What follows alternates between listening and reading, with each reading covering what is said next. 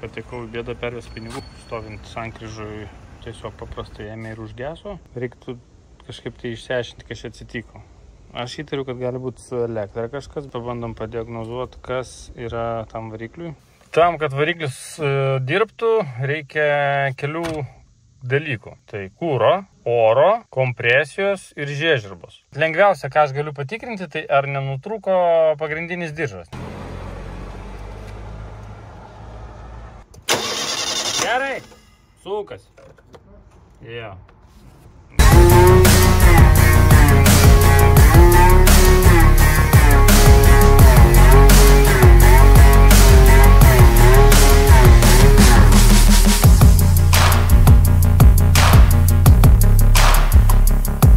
Kodėl aš čia tokio neįprasto metodo ėmiausi tikrinti diržą per tepalo kamštį? Tai dėl to, kad pats diržas yra po plastikiniu dangteliu ir užsuktas varžtais, tai čia truputį sunku prieiti tikrai. Tenai varžtas, ten varžtas, dar kur nors bus giliai paslėptas, tai tiesiog tą padaryti sunku. Ir per čia mes puikiai matome galinėlį. Ir jeigu jisai sukasi, reiškia diržas yra nenutrūkęs. Gali būti, kad jisai peršokęs, bet šito mes nežinom ir to nelabai netgi patikrintume paprastai nuėjame dangtelį. Vis tiek reikėtų žymės žiūrėti į tempimą. Taigi čia, sakau, pats paprasčiausias dalykas diagnostikai tai yra pasitikrinti, ar sukasi galinėlis. Nes man taip yra atsitikęs su BMW. Kai lygiai taip pat prie sankryžos užgeso be gyvybės ženklų ir labai lengvai sukosi starteriu. Tai tas variklis sukamas grandinė, taigi tiesiog atsisukau kamštelį, paprašiau, kad pasuktų starteriu ir pamačiau, kad vėlinėlis nesisuka. Tai tą pačią dieną ir pardaviau. Tai praeitoje serijoje palikom Audi remontui. Rokas pataisė priekinę pakabą, dingo girgždesiai, pradėjo suktis vairas normaliai. Ir šiandien mes su Bulka važiuojam į Malagos gelbėjimo operaciją. Tai pasiėmiau įrankių dėžę, šiek tiek elektriko įrangos. Bandysim išsiaiškinti, kodėl Malaga užgeso ir neužsiveda. O gal net ir pataisyti. Beje, išsisiurbiau saloną. Kaip matot, ganėtinai neblogai išsiurbtas. Ir priekį ir gale dar nespėjo niekas prišnerkšt. Ir prisiminiau, kad aš kilimėlių šitam automobiliui ieškau jau 3 ar 4 metai, niekaip nenuperku. Tai nusprendžiau kreiptis ten pat, kur Audi A2 salonui kilimėlius gamino. Niuansas tas, kad jau susisiekiau ir sako B3 ar B4. Sakau B4, nes čia yra B4. Ir pasirodo, pas B4 ten yra kažkoks tai, nežinau, kažkas tai čia skiriasi, žodžiu, nuo B3. Sako, neturėsiu. Padiskutavom truputį su žmogum ir priėjom išvados, kad kai būsiu Kaune, galiu užvažiuoti su visą mašiną. Aš aišku, su Audi į Kauną retai važiuoju, bet nuvažiuočiau. Ir jisai nusimtų pavyzdį ir iš karto galėtų pagaminti. Tai būtų geros naujienos ir tiem, kas norėtų užsisakyti, ir man pačiam. Tai tikriausiai ir pasinaudosiu šitą paslaugą ir turėsim kilimėlius. Kilimui dariau cheminį kažkada, tai ten, kai nusipirkau 20 ar 21 metais. Padarytas cheminis, jis yra visai neblogos būklės, o kilimėlių neturiu, tai reikėtų kilimėlių, manau, juodus reikėtų daryti. Ir dar yra apsiuvimas aplinkui, tai yra su mėlyna siūlė. Šiaip prie sėdynės tai kaip ir tiktų su mėlyna siūlė, ne? Visai atrodytų neblogai, bet nežinau, mašina tai žalia, tai nežinau, galbūt reiktų prie saugiosios pusės būti, daryti juodai, neišsiskiriančiai ir tiesiog, tegu jie ten būna. Tai va, važiuojam dabar daryti tos Malagos, varom daryti Malagos. Biški istorija kartojasi, šiandien jau Vėl 8 valandos 16 minučių ir karočiui apsukas pradėjo plaukiot. Varau į degalinę, pabandysiu kūro užsipilt, nes čia kaip visada neaišku kaip ten kas. Man pravažiuota 300 km, aišku, po užsipilimo, tai tikrai turi būti kūro, bet taip neturi būti. Oi. Varau piltis kūro. Pažiūrėsime, ar davažiuosiu šiandien iki darbo.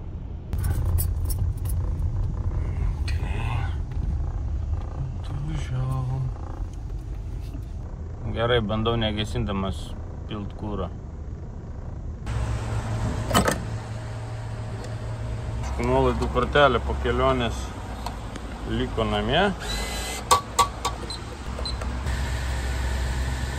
Nupilk!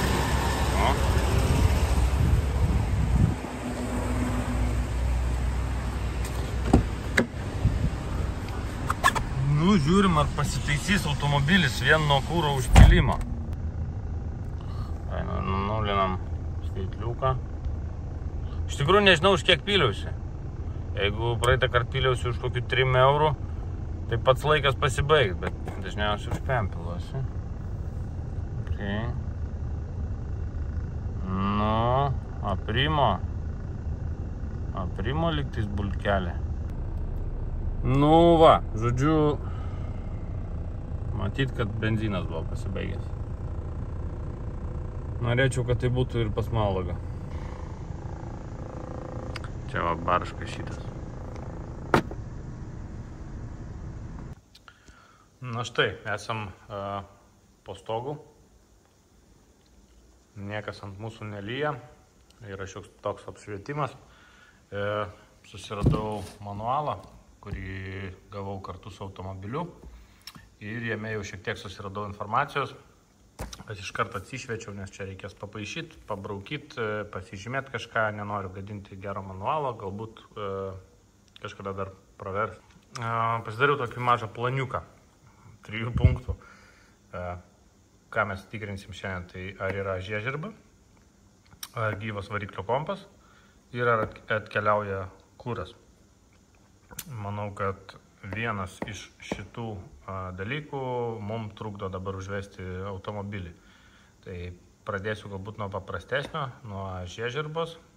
Jis yra sąlyginai paprastas dėl to, kad šiaip tai čia 2 žmonių reikia tam dalykui. Tai aš esu vienas ir tai bus truputį sunkiau, bet nesvarbu, kažką sugalvosiu. Kiti dalykai šiaip yra tokie truputį sudėtingi, čia daug tų komponentų, aprašymas kaip ir išsamus, bet painiava ir mažai aš čia iš tikrųjų ką suprantu. Kaip ir prieš tai sakiau, prieš pradedant gedimų paiešką, visada yra svarbu gerai pakrautas akumuliatorius. Tai naudoju tokį labai profesionalų pakrovėją. Jisai jau pilnai įkrovė šitą bateriją. Jinai yra pilnai įkrauta ir dabar galima daryti diagnostiką, žinoti, kad čia yra tikrai pilnai įkrautas akumuliatorius ir grandinė yra užmaitinta. Ir tada jau ieškosim problemų. Tai mano planas dabar yra susirasti kažkokią tai lengviau išsukamą žvakę, išsisukti tą žvakę, duoti jai masę, užmauti ant jos žvaklaidį ir pasižiūrėti, ar sukant starterių yra žiežirba. Pritvirtinau šitą žvakę, svarbu, kad neturėtų masę, pliusą jinai gaus per laidą, o masę turi gauti per korpusą. Tai įsitikinsiu dabar, kad ta masė yra, o įsitikinsiu aš tuom pamatuodamas voltus. Raudoną dedu prie pliuso baterijos, o juodą dedu prie žvakės ir turim matyti apie 12 voltų. Va, 13,7. Puiku, reiškia masė yra. Tai dabar sėdu už vairo, suku starterį, nematau, kas darosi ir peržiūriu įrašą. Peržiūrėjęs įrašą aš pamatysiu, ar čia kažkas žyps ar ne. Išjungsiu šviesą, kad būtų tamsiau.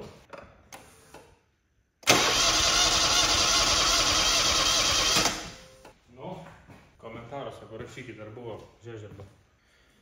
Tai peržiūrėjęs įrašą matau, kad buvo žiežirba. Nežinau, ar pakankamai stipri, bet jinai tikrai buvo. Ir čia truputį kitaip negu aš galvojau. Ir net nežinau, ar džiaugtis ar nesidžiaugti. Dėl to, kad aš galvojau, kad nebus žiežirbos ir toj vietoj ir ieškosim problemos. Nes man grinai tas užgesimas atrodė kaip atjungta elektra ir tiesiog jokių gyvybės ženklų. Gyvybės ženklai kažkokie yra žiežirba. Pasižiūrim kažkokiu būdu, ar kūrą purškia. Pagal elektros schemą, mano supratimu, yra 2 kūro siurbliai. Kodėl? Nežinau. Pas tikrai galingus automobilius tai yra normalu. Pas šitą nelabai galingą automobilį man čia yra naujiena. Trumpa pamokėlė, kaip skaityti schemas. Tai turim 2 kūro siurblius, 163 ir 162. Ir žiūrim. 162 internal fuel pump ir 163 external fuel pump. Išorinė ir vidinė pompa. Tai taip suprantu, kad viena tikriausiai yra bake, panardinta į baką, o kita yra išoriai. Kur nors būna prie dugno arba variklio skyriuje.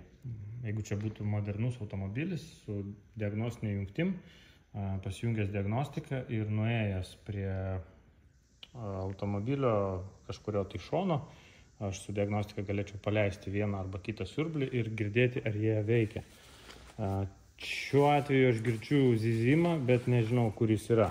Dar vienas iššūkis, dirbant vienam, sugalvoti, kaip patikrinti tuos siurblius. Ir dabar tikriausiai sėsiu prie manualo ir pasižiūrėsiu, kur tie siurbliai yra ir galbūt tenai reikėtų ieškoti problemos. Nežinau, dabar reikia pagalvoti. Ir pirmiausia, ką darysiu, kadangi įsitikinom jau, kad žiežirba yra, tai aš įsuksiu atgal žvakę ir pabandysiu užvesti, nes gali būti, kad čia kažkoks gliukas, tai gali būti, kad aš kažką pajudinu ir dabar atsirado ta žiežirba, kurios iki šiol nebuvo. Nenoriu čia dabar painiavos daugiau įnešti į šitą diagnostiką, bet galbūt dėl to, kad akumuliatorius gerai pakrautas, bet variklis sukasi iki velnės. Taip būna, kai nėra kompresijos. Kompresijos pamatuoti aš negaliu, bet aš galiu įsivaizduoti, kodėl jos nėra. Viena iš priežasčių – peršokęs diržas. Priėjimas nekoks, galbūt verta būtų nusimti dangtelį ir pasižiūrėti, ar diržas yra įtemptas. Dėl to, kad išsukęs žvakę aš užuodžiu benziną, tai toks įspūdis, kad benziną galbūt ir purškia. Turbūt, kad bandom ardytis čia. Aš čia prieš tai dėl tos žarnos subiškai ardės, čia labai viskas komplikuota, labai viskas sugrūsta ir sunkiai atsisuka. Dėl to šitą dalyką atidėliojau, nors galbūt į pirmą reikėjo padaryti. Tai, dabar turim stogą virš galvos, turim truputį laiko. Pasižiūrim, ar diržas nėra peršokęs. Nes jeigu diržas yra peršokęs, tai tikriausiai čia bus projekto pabaiga. Žodžiu, čia gan stiprus benzo kvapas, tai panašu, kad benzą pila. Viskas, nuėmiau oro žarnas, šitas visas žarnyną, tokį ganėtinai sudėtingą ir sunkiai prieinamo. Sudėtingumas yra tame, kad viena detalė dengia kitą ir, žodžiu, tai viskas, dabar nuimu dangtelį ir sužinosim, ar problema yra čia. Jeigu problema ne čia, tai tikriausiai viską reikia surinkti ir ieškoti toliau.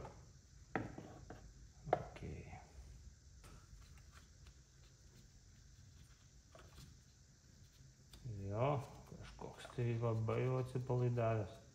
Atsipalaidavęs, bet ar iki tiek, kad galėtų peršokti? Tai dabar reikia mėtkės pasistatyti.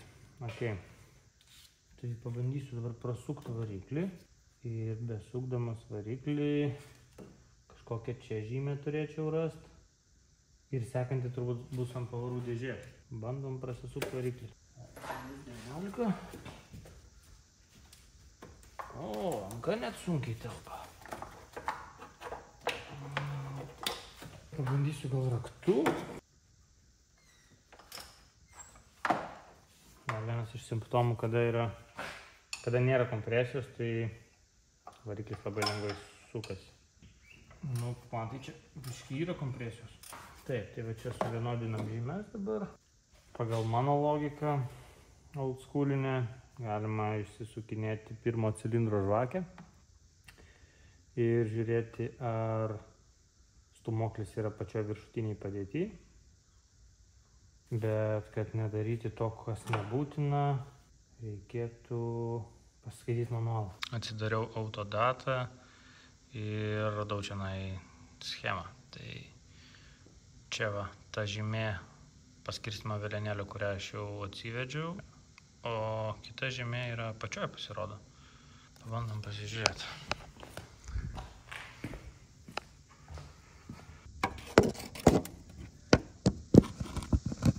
Matosi? Man tai ne.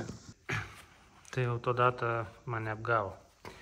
Alkūninio veleno žymę reikia žiūrėti ant pavarų dėžės. Čia yra toksai langelis. Iš pavarų dėžės išsiima toksai dangtelis. Ir matai žymę ant smagračio. Tai čia aš nusistačiau vėlgi žymę ant paskirstymo velenėlio.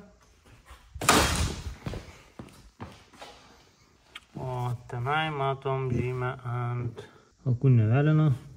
Matau, kad ji yra ties viduriu. Ties 5 laipsniais.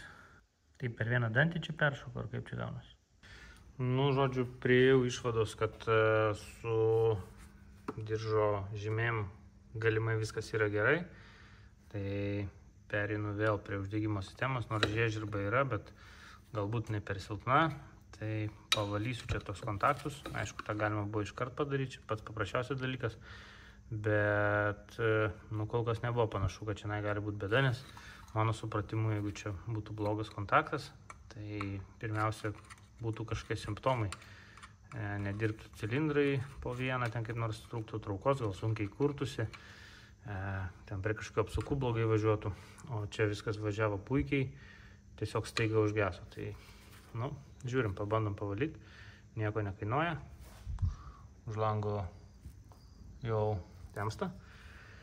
Ir pagal mano planą man liko 2 valandos, tai per 2 valandos, jeigu aš jos nepataisau, tai turbūt keliausinai kažkur tai į perdirbimą.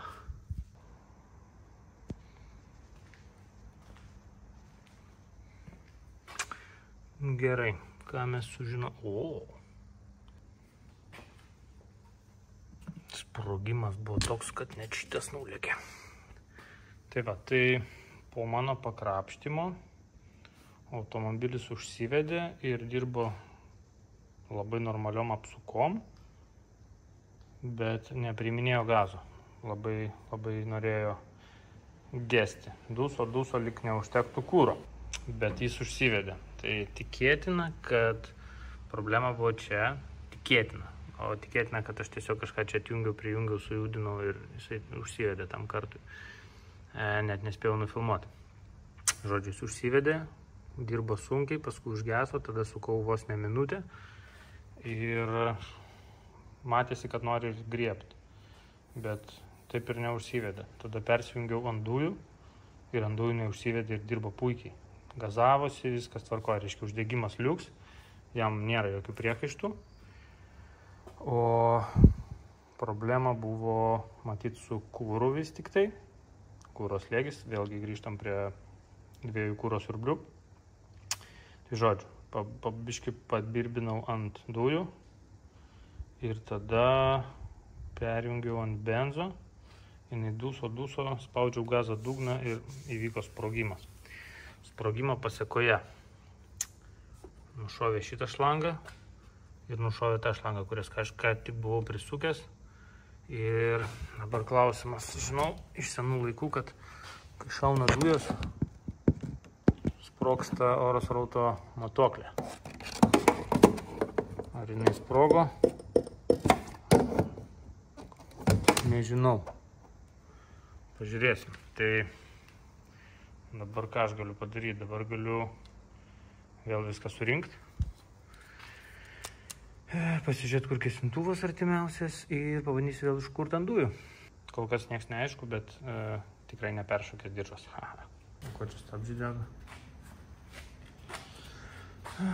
Įdomu. Matyt, kažkas šis su elektra. Tai bandysiu aš dabar užkurti ir nufilmuoti, kas čia vyksta. Atsirado naujas garsas. Įjungus degimą, garsus pliaukštelėjimas. Kaip kažkoks vožtuvas, gal dujų, gal ne dujų, nežinau.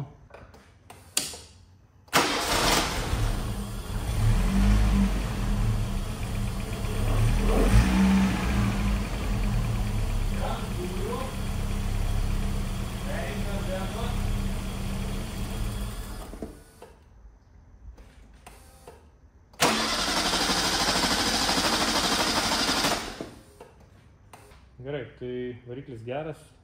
Kažkas blogai su kuru. Tai galiu užsipilti dujų ir važinėti ant dujų.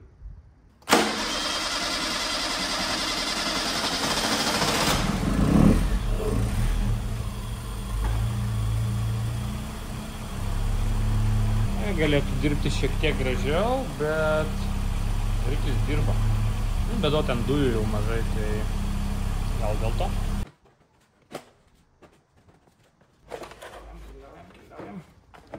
Ne, vis tik gal tai buvo.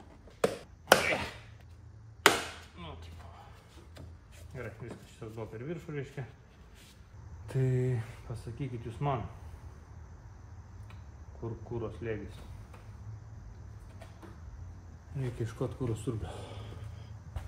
Taip, tai atsidariau manualą ir matau ką. Čia yra external, išorinis kuro siurblys, jis yra prie dešinio rato lauke.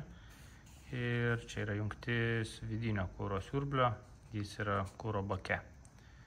Tai dabar pasižiūrėsiu, per kur čia priėjimas, ar po sėdynę, ar iš bagažinės. Jeigu iš bagažinės, tai tikriausiai dujų balionas trukdys, bus linksma. Gal tiesiog sudegė saugiklis.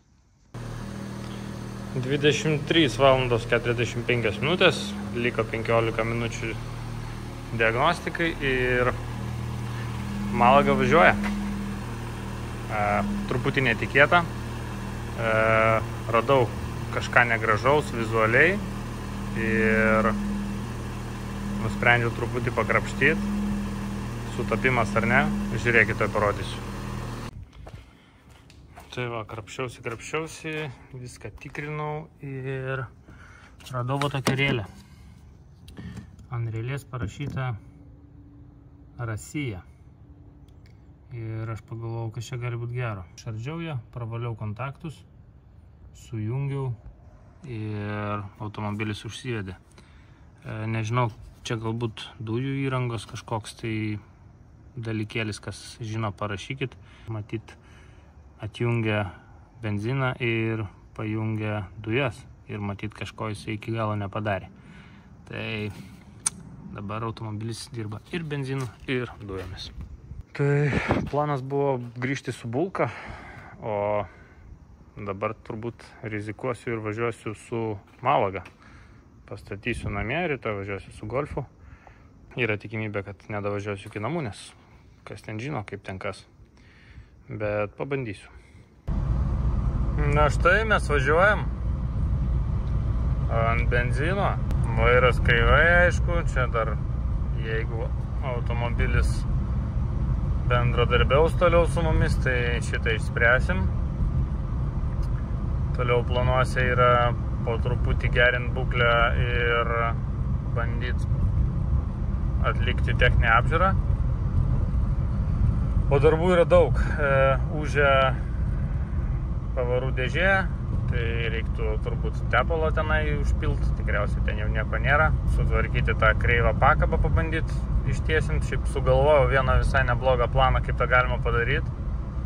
Tai jeigu toliau viskas bus gerai, tai galbūt sekantis darbas tas ir bus. Ištiesinsim ratą, jeigu išsitiesina, valio. Jeigu ten niekas nesitiesina, tai turbūt reikės atsisveikinti su šito automobiliu. Tai va, trauka super, jokių niuansų nėra, viskas taip, kaip buvo iki sugedimo. Gal net geriau.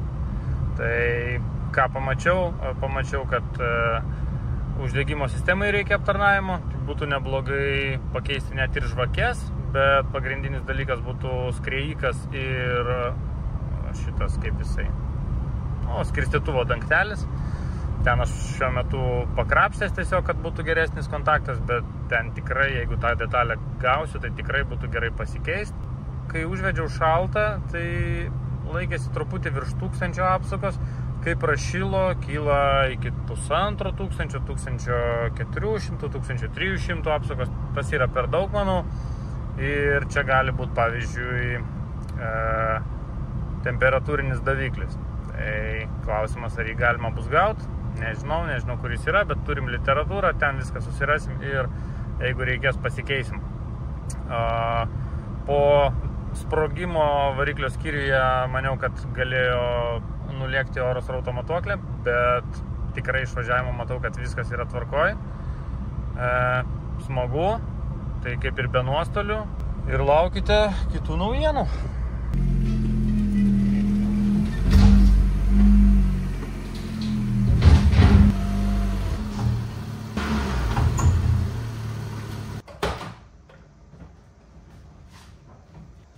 Šį vakarą Malaga yra ant stendo. Jeigu konkrečiai, tai ant galios matavimo stendo. Bet matuosim jei ne galę, o bandysim ištiesinti geometriją. Šitas automobilis yra patyręs kažkokį tai smūgį į bordiūrą, duobę ar kažką, ko pasekoje ratas buvo sudaužytas ir išmušta pakaba į galą. To rezultate čia mes turim labai mažą tarpą, telpa realiai vienas pirštas. Pakaboje nemačiau kažkokių sulūžusių detalių, gali būti, kad yra pakeista. Kitoje pusėje telpa 3 pirštai, reiškia šitą pusę mes imsim kaip gerą pavyzdį. Bičiulis Erikas man patarė pasimatuoti atstumą tarp rato centrų. Tai bandysiu kažkur tai nuo šito dangtelio matuoti į galą iki kito dangtelio, pasižiūrėsiu koks atstumas ir tada toj pusiai bandysiu traukti tą važiuoklę į priekį ir išgauti kažkokį panašų matmenį. Gali būti, kad kažkas nulūš, nuplyš ir bus pabaiga, o gali būti, kad mes atitempsim. Planas yra prisirišti automobilį prie žemės. Įsitvirtinsim, kad niekur nenorėtų važiuoti. Tada čia ieškosiu kažkokios patogios vietos, kur galiu prisirišti. Ryšiu irgi prie žemės. Ir trauksiu. Ir žiūrėsim, kas bus. Niekada nesu to daręs. Nežinau, ar tai yra geriausias būdas, bet tai nieko nekainuos. Ir galbūt pasieksim kažkokį rezultatą. Labai džiaugiuosi aktyvumu balsavime. Buvau padaręs apklausą, ar užkursim.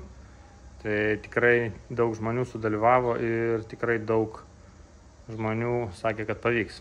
Tai jūs buvote teisūs. Man ją pavyko užkurti, kaip matot, mašina važiuoja. Ir dabar perinam prie kabulinių darbų.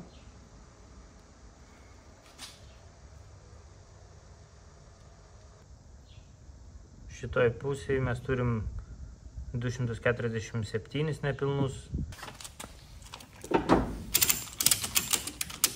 Bus gerai. Jeigu matysiu, kad jinai nori kažkur važiuoti, pririšim stipriau. Esame automobilio priekinėje dalyje. Gali būti, kad kai buvo smūgis į ratą, visas ratas su visa pakaba tiesiog patraukė kėbulą į galą. Nežinau, žodžiu, aš ne kėbulininkas. Tai darom, kaip mokam.